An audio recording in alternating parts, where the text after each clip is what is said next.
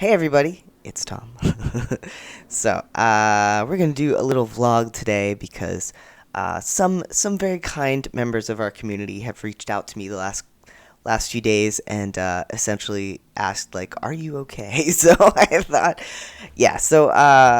I mentioned in the last video my holiday was not the best, so I thought I would talk a little bit about why it was not the best, and and feel free to share things about your own holiday in the space below, in the comments below.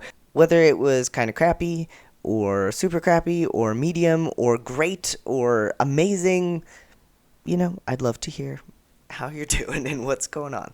Alright, so as I said, my holiday was not the best, and there were a multitude of reasons for that. So I'm going to share those reasons with you now. Okay, so first of all, there was a period of maybe like 10 days where we just did not see the sun.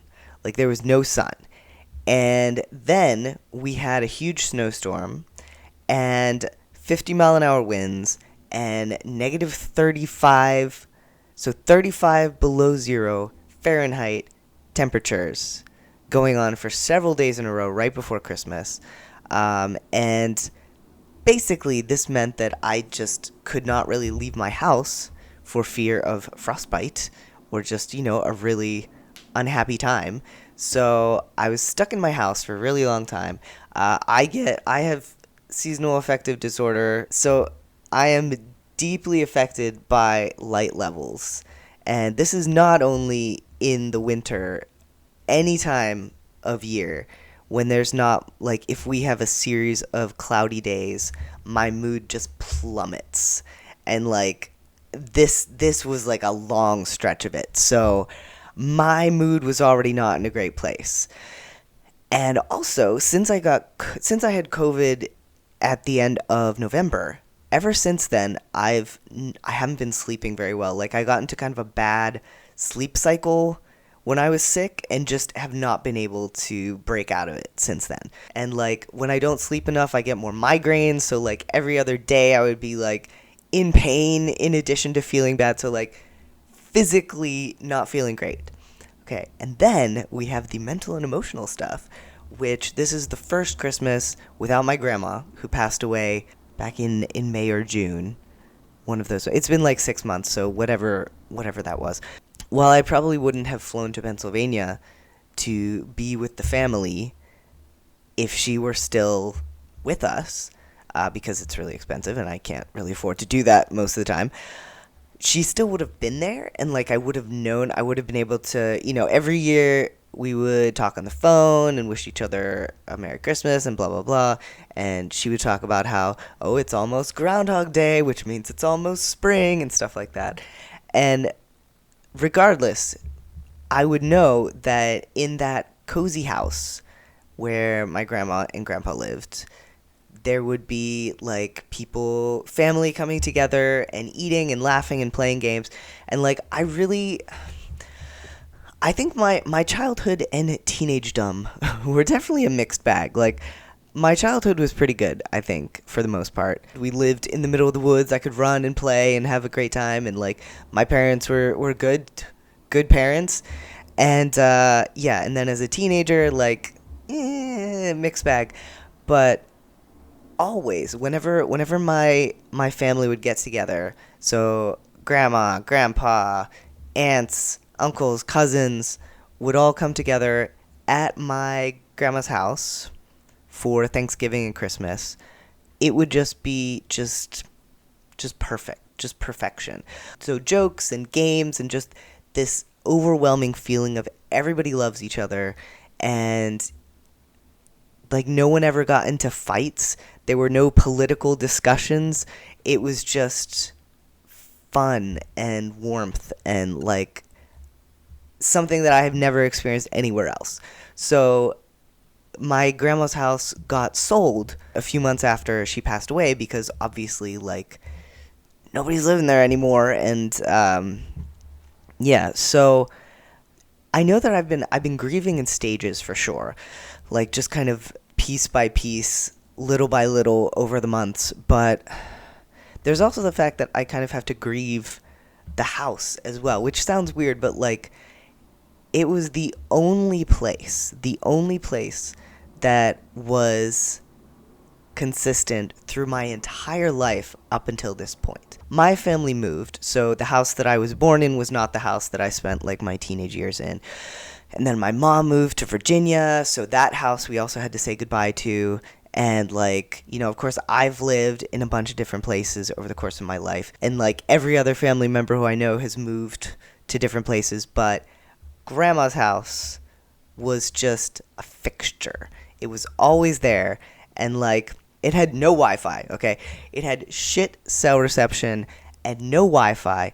So every time I would go there, just like imagine this little yellow house, this little yellow house with green shutters, just with a huge field and cows and a creek and like a barn in the yard, and just very picturesque and out in the middle of nowhere. And like we would go there and there would be nothing for me to do except play Rummy and Scrabble and all sorts of different games and talk with grandma and watch Jeopardy every night and like go for walks up the road and down to the creek and things like that.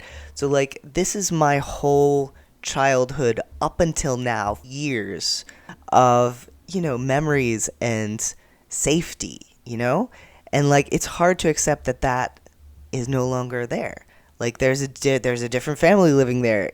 I rarely go back there. Since being an adult, I would only go back there like every few years. And, more often when I was living in Virginia, because the whole point of moving to Virginia was so I could be closer and visit more often. But like still knowing it was there meant a lot. And now it's not there. So that's been something that I've had a hard time dealing with, So like the loss of grandma, but also the loss of that hub of our family and the place where so many good times took place, So there's that, and then like, so I'm really unloading. So yeah, then on Christmas Day, all right. So on Christmas morning, my immediate family, so my mom and my two younger brothers, were going to do a Zoom call, and we did. But so my mom is in Virginia. My younger brother, one of my younger brothers is in California with his fiance and his kids, and the other one is in Indonesia working abroad, okay? So we got together for the Zoom call, and like it's not that it was bad, but this is the first Zoom call that I've had. This is the first time I've like face to face, so to speak, seen and been seen by my immediate family since, testosterone started actually doing things. So like this is the first time that I've had facial hair. This is the first time I've had a deeper voice anyway. I'm not under any illusions that I have a deep voice, but like, so I was nervous going into it. And the fact that my youngest brother, the one who's in Indonesia, has never commented or reached out about me coming out as trans was definitely, a worry, a concern.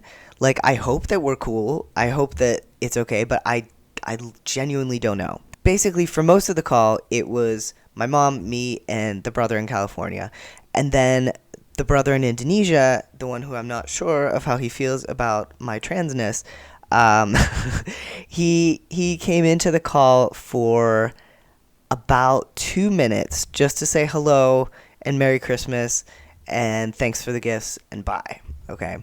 And, I get it. He's living a really busy life, and he's social and doing things and going out places and like having fun with people. So that's great. But, it doesn't really help my fear, my fear that maybe he just doesn't want to talk to me, And also my brother in California, who is great. Like he calls me Thom.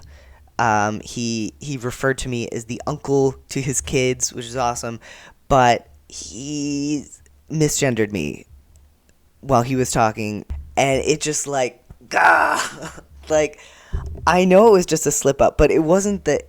But like no one reacted. It was like he didn't realize that it was anything out of the ordinary or anything that might hurt me, and my mom didn't react like anything had happened, and no one reacted like anything had happened. So I also didn't react. I just kind of tried to, because I know that people make mistakes, but like it's been over a year and I've got a fucking mustache and a little like can you just he me, please? Like, I know. Now this is me being unreasonable because like one slip up is nothing, and maybe I even misheard. I don't know, but like I'm pretty sure that that's what happened though. But I don't know. So that made me feel bad.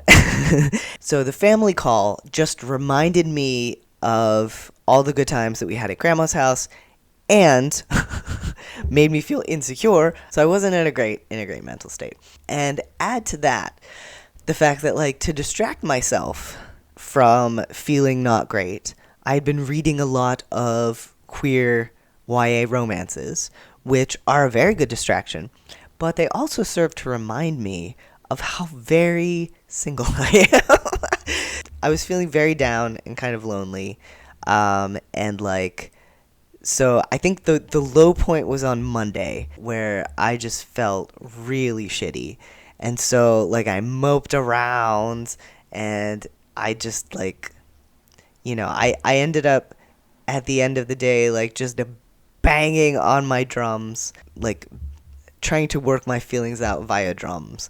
And it helped a little bit, and then I just sank right back into feeling shitty again. So the good news is the next day the sun came out, and I went outside. I went to Walgreens to pick up some stuff and like managed to be somewhat productive. And then today it was sunny again and like 40 degrees, which is a freaking heat wave compared to the weather that we've had. So like I went out for a walk, and so I'm feeling a lot better at present.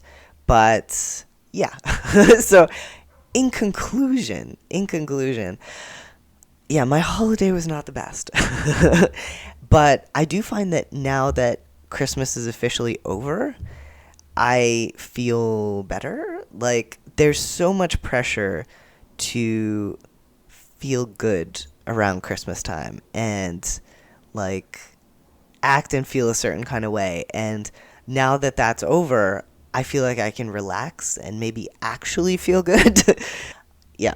So this has been my therapy via vlog yet again, of just unloading all of my issues upon to you, the interwebs.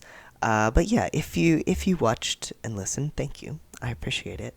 And yeah, feel free to take a page from my book and unload in the comments if you'd like to, or just talk about whatever you want to. I'd love to hear about how your holiday was, or what you're doing, or anything. It's anything you want to say. I'm always happy to read your comments. So, okay. Now, I don't usually thank the patrons in my vlogs, but I forgot to thank the patrons in my last video. So, hey patrons, thank you. You're awesome. You are very awesome. And a shout out to our Nick Nelson members, Kelly Walker, Book Nerd Charlie, Paul Z, and Michelle. So, thank you guys. All right, that's all from me. Hope you guys are well, and I'll talk to you later. All right, bye.